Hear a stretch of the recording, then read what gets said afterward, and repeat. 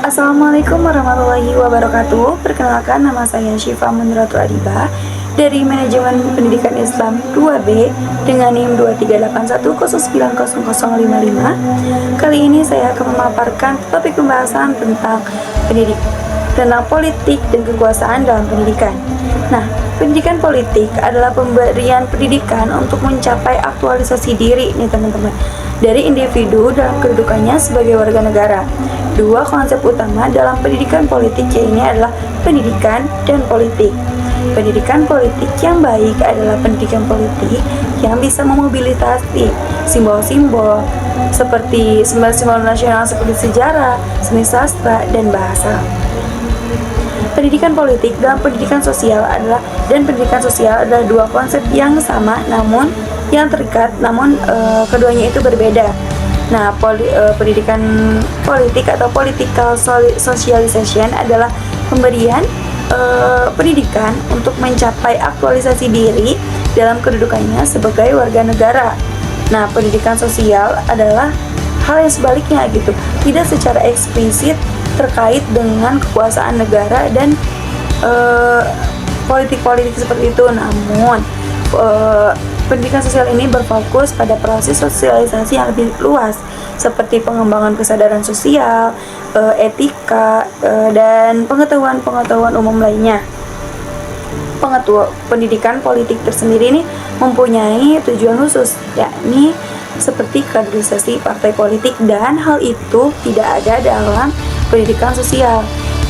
Pendidikan politik juga terkait pada ideologi, simbol-simbol nasional seperti yang saya telah sebutkan sebelumnya, seperti sejarah, sastra, serta bahasa untuk memobilisasi simbol-simbol nasional tersebut gitu. Nah, pendidikan sosial pada gilirannya lebih berfokus pada pengembangan kesadaran sosial serta etika, serta pengembangan kemampuan sosial yang lebih umum lagi gitu. Politik kekuasaan memiliki hubungan yang sangat erat dengan pendidikan. Kenapa bisa dikatakan seperti itu? Karena politik negara gitu dapat terpengaruh pada pendidikan juga. Karena kita sadari gitu, dengan pendidikan seperti SDN gitu ataupun SMPN. Nah, itu adalah suatu pendidikan yang dicampur tangani juga oleh negara gitu. Jadi pendidikan juga tidak bisa lepas dari perhatian negara gitu, atau politik. Ya, kekuasaan dapat berbicara tentang kekuasaan gitu. Kekuasaan juga dapat diperoleh melalui pendidikan. Karena apa? Terutama melalui pendidikan politik yang membantu masyarakat gitu, memahami sistem politik, bagaimana berpartisipasi di dalamnya, seperti mungkin pemilihan capres kemarin.